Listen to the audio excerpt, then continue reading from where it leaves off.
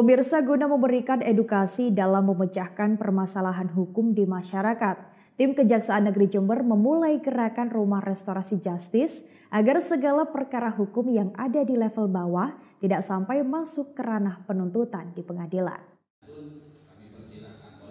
Bertempat di Aula Kecamatan Kencong, sebanyak 5 desa secara resmi dibentuk Rumah Restorasi Justice oleh Kejaksaan Negeri Jember.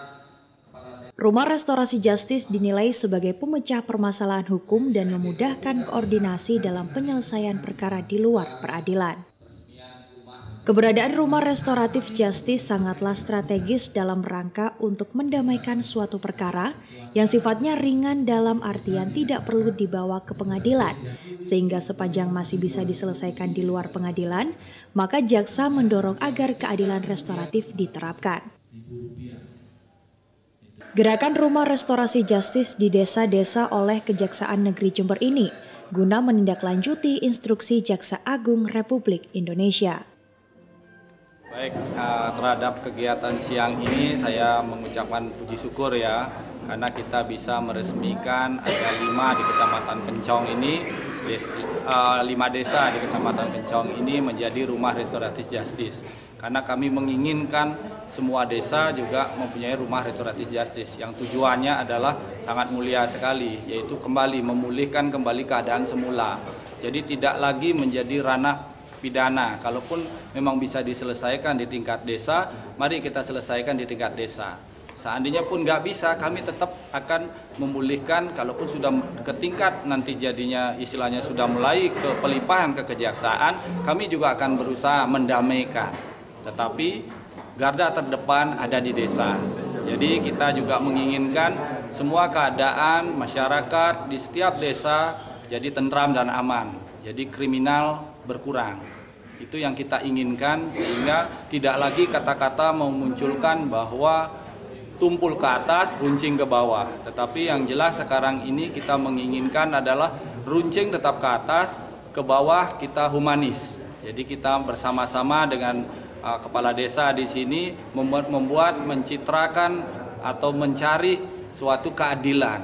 Yaitulah keadilan itu ada di hati nurani kita. Makanya kita berusaha semaksimal mungkin, berusaha kalau bisa didamaikan. Kami tidak mempergunakan hak kami untuk melimpahkan atau melakukan penuntutan. Kasus-kasus yang bisa di Restoratif Justice adalah tadi sudah kita sempat sampaikan. Yang jelas kalau di aturan kami adalah jelas pertama dia tidak residivis, ya tidak pernah melakukan tindak pidana, baru pertama kali melakukan tindak pidana. Yang kedua ancamannya tidak lebih dari 5 tahun. Terus yang ketiga kerugian yang ditimbulkan tidak lebih dari 2.500.000. Ya, sementara itu yang ditentukan. Terus yang keempat jelas tentu ya harus dimaafkan. Kalau namanya korban tidak memaafkan, itu tidak mungkin kita melakukan restoratif justice. Tetapi hal-hal itu apabila tersangka melakukan maaf, minta maaf, walaupun korban tidak, itu hal yang akan kami pertimbangkan dalam penuntutan nanti, bahwa yang bersangkutan sudah memaafkan. Terus yang terakhir adalah kami harus tahu bagaimana situasi keadaan tersangka tersebut di daerah. Makanya kami membutuhkan dari para tokoh masyarakat maupun kepala desa untuk tahu bagaimana keadaannya. Misalnya kami contoh, memang memenuhi syarat dia, ternyata di masyarakat memang dia bandel. Udah berapa kali oleh kepala desa atau tokoh masyarakat untuk didamaikan ataupun sudah dikasih wejangan tetapi tidak pernah digubris, yaitu juga akan menghilangkan haknya dia untuk kita lakukan restoratif justice. Makanya kami menginginkan itu sehingga aparat desa maupun tokoh masyarakat bisa melihat dan memantau warganya, sehingga dia tahu bahwa warganya ini kelakuannya bagaimana. Nah itulah yang kita butuhkan nanti, sehingga seandainya pun tidak bisa memenuhi target restoratif justice, tapi hak menuntut kami pergunakan, tapi hal yang nanti akan menjadikan pertimbangan kami di dalam tuntutan, karena di sana ada pertimbangan hal yang meringankan.